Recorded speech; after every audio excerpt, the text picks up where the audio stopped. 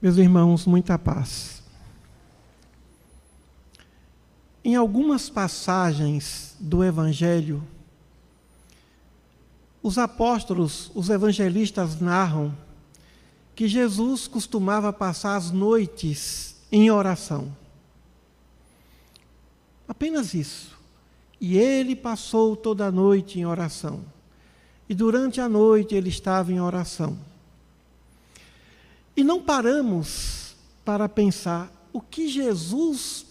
como Jesus orava durante as madrugadas.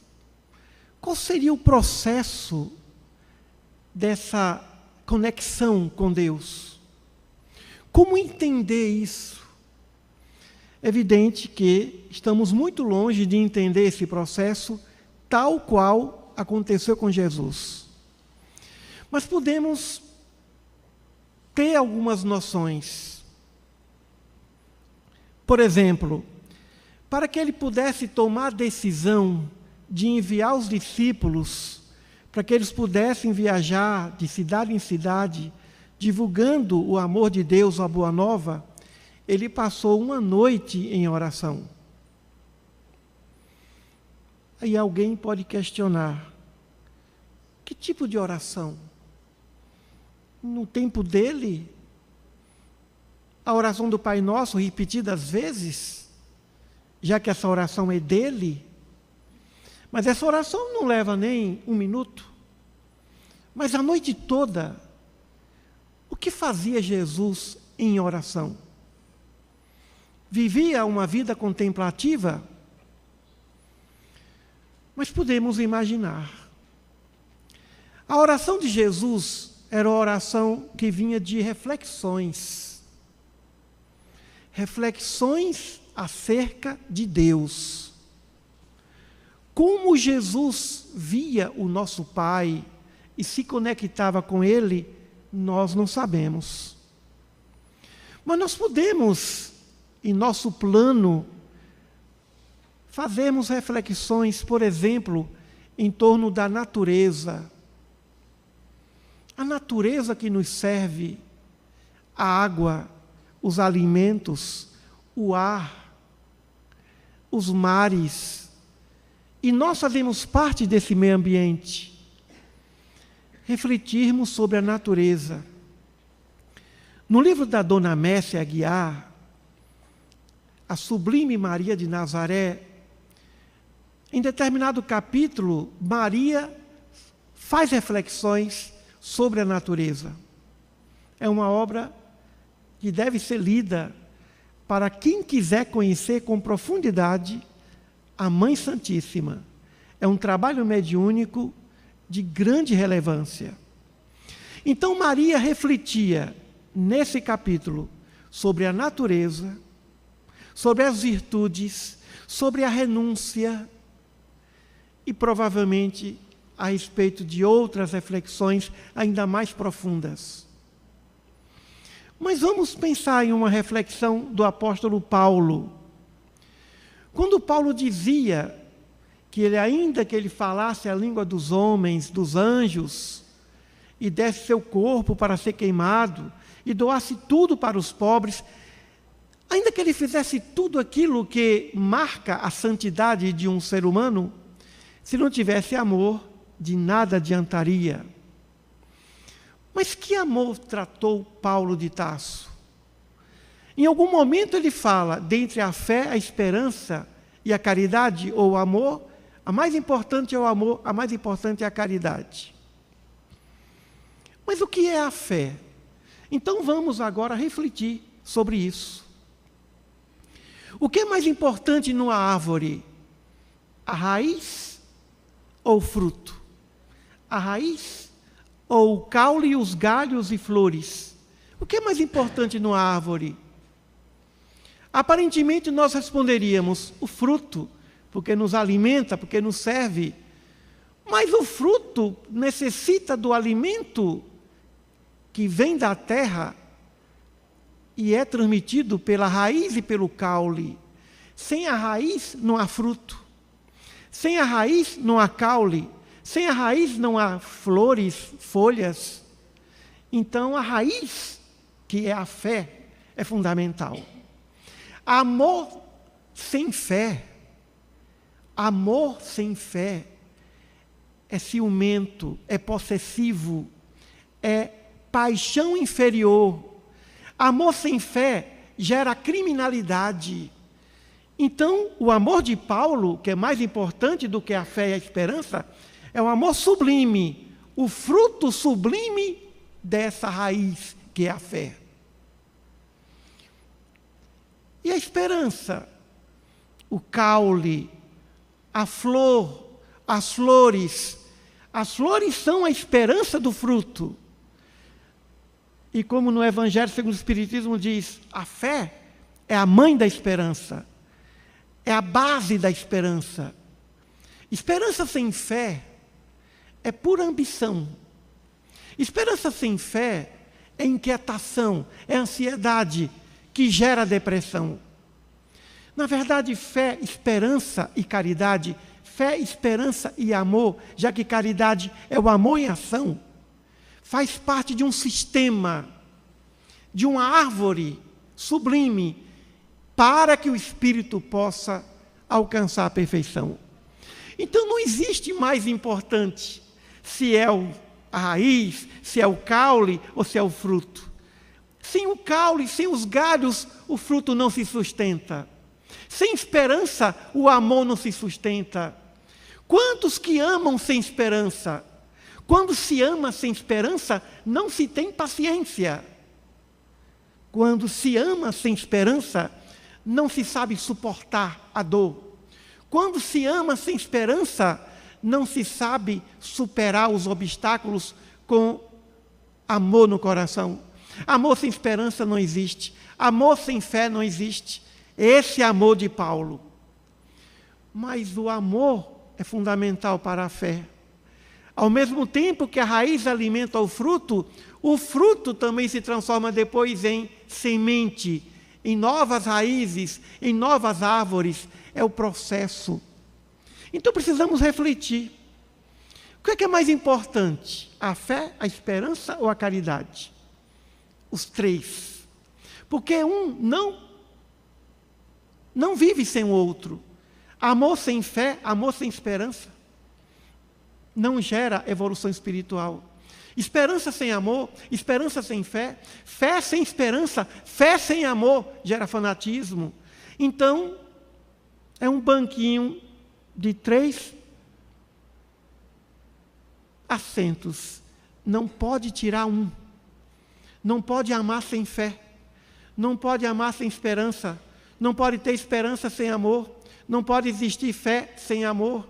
Se Jesus ressaltou o amor, amai o Senhor vosso Deus, também Ele ressaltou a fé. Se tiverdes fé do tamanho de um grão de mostarda, podeis mover montanhas. Não é o amor que move montanhas, segundo Jesus, é a fé. Então, o que é a fé? É o amor que confia. O que é o amor? É a fé, é o sentimento da fé. O amor é o sentimento da fé. E a fé é o combustível do amor. Então, o que é o mais importante? Os três. Os três. Não há mais importante. O amor não é o mais importante, a caridade não é o mais importante. Caridade sem fé é exibicionismo, é filantropia para poder ganhar credibilidade social. Caridade sem fé, caridade sem esperança, cobra. Caridade sem esperança, cobra. Quer resultado imediato. Não suporta o tempo, não tem paciência. Reflexões. Provavelmente Jesus pensou nas suas orações, nas virtudes. Estava ali em comunicação com a falange de espíritos, de anjos, arcanjos e querubins, refletindo sobre as virtudes do Pai, refletindo sobre as virtudes da humildade, as virtudes da temperança, da fé, da esperança, da caridade, do amor ao próximo, as virtudes do Espírito. Passava a noite trabalhando em reflexões profundas para elevar o nível de evolução, o nível de vibração do nosso planeta Terra. A aura de Jesus atingia todo o planeta Terra. Então ele estava ali em reflexões, em sintonia superior. Nossas reflexões podem ser horizontais, voltadas ao bem-estar físico, voltadas à pacificação da mente. Mas quando Jesus refletia, ele estava na verticalização. Ele não pensava mais no passado ou no futuro. Quem pensa no passado, em suas reflexões, ou no futuro, está na horizontalidade. Para Jesus, a oração deve estar concentrada no presente, no aqui e no agora, para verticalizar. Não tem passado perturbando, nem futuro inquietando. É o presente fundamental de uma energia concentrada em Deus.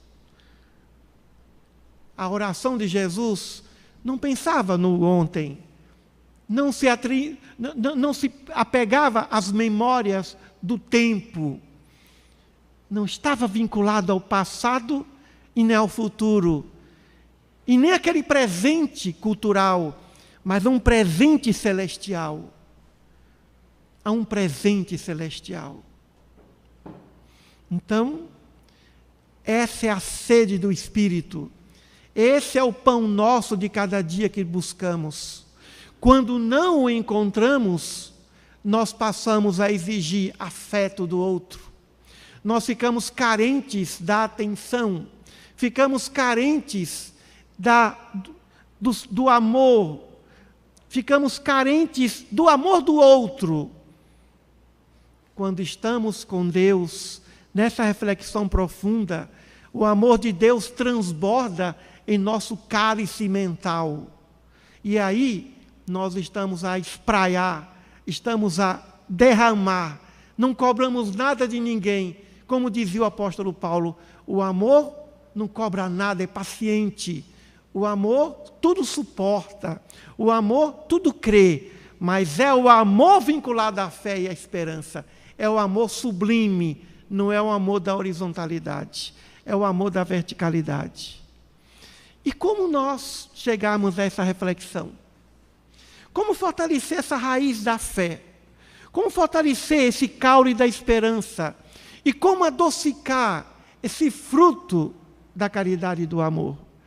Como iluminar essa árvore espiritual que somos nós? Começando com pouco. Muitas vezes queremos ter muitas virtudes, eu quero ser isso, quero ser aquilo. Não, basta uma.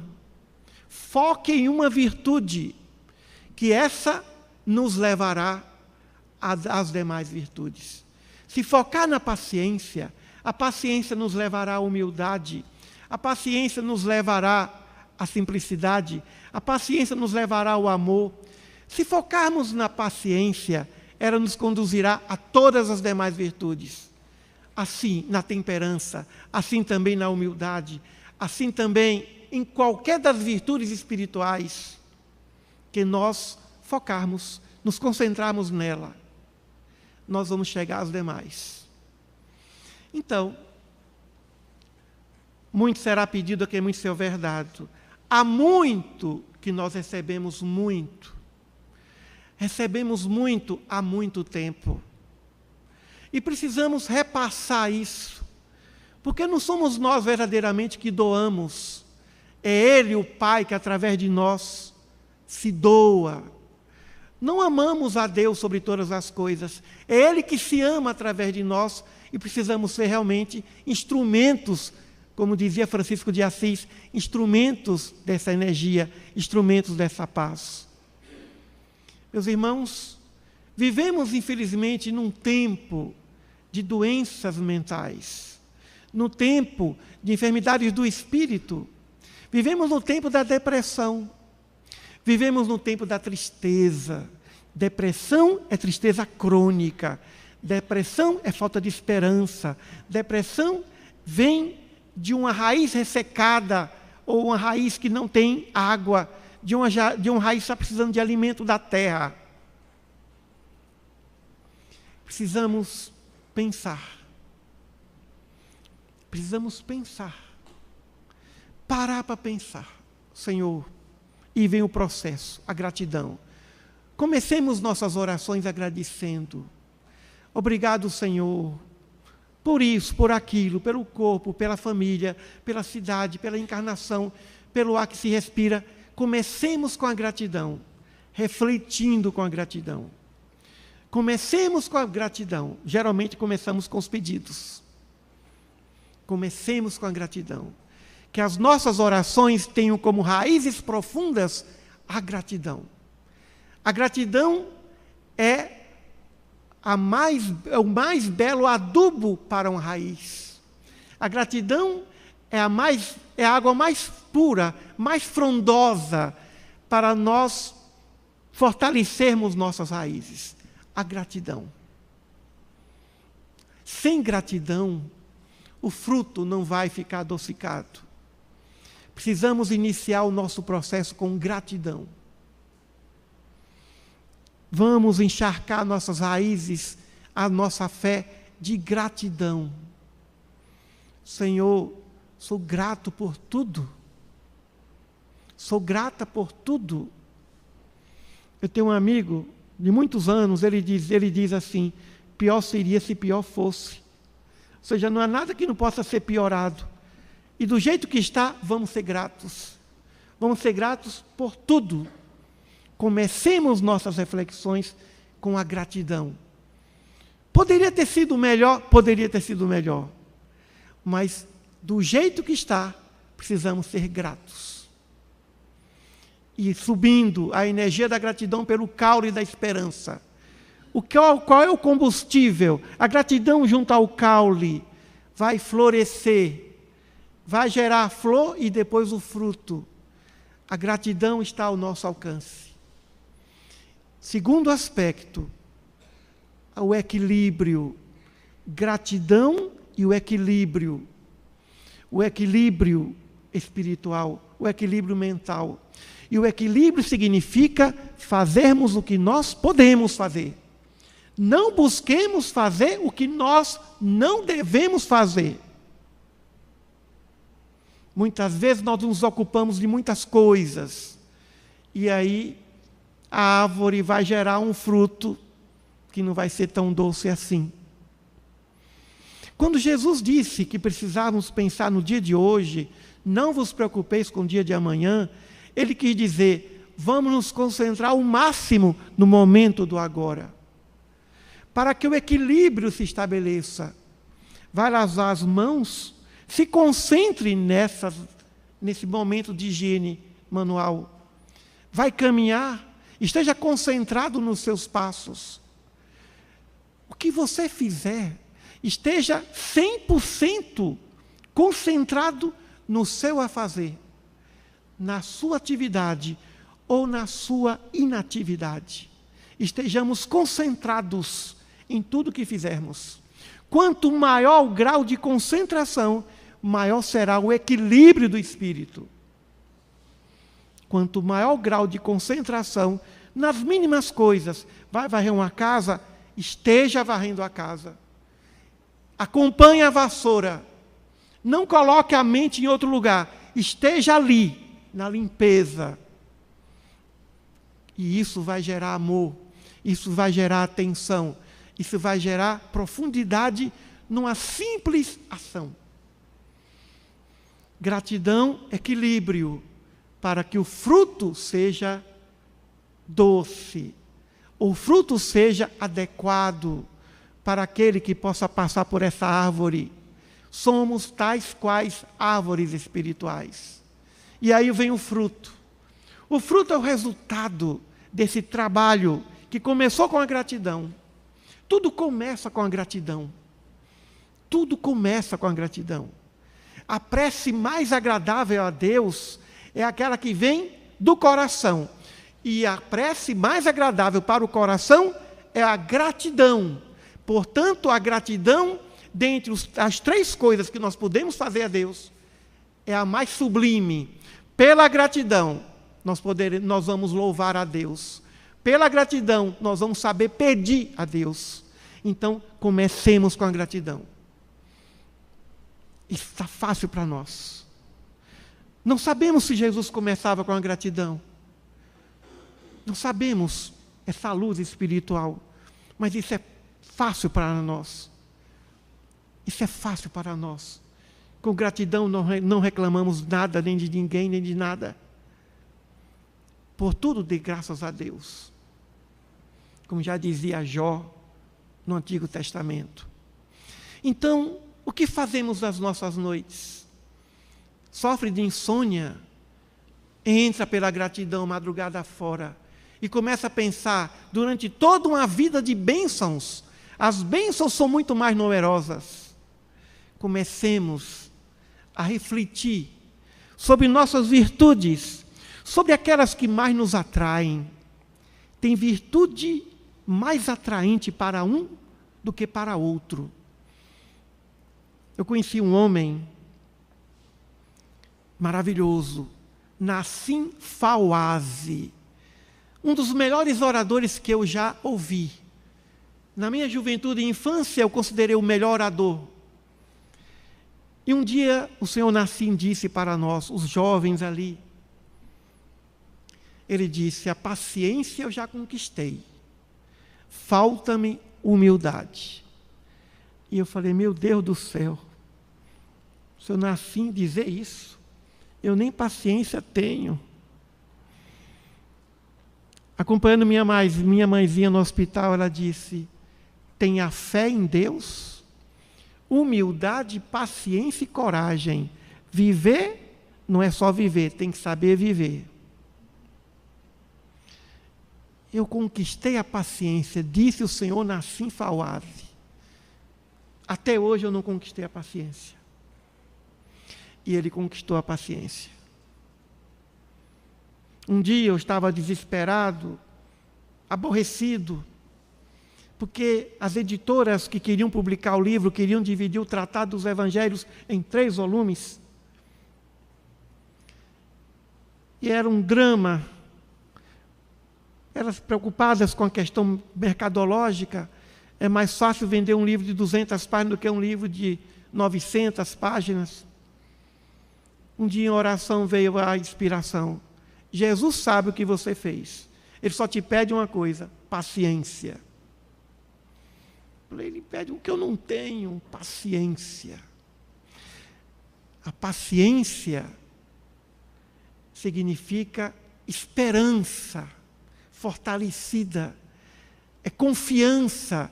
Paciência vem da fé e da esperança.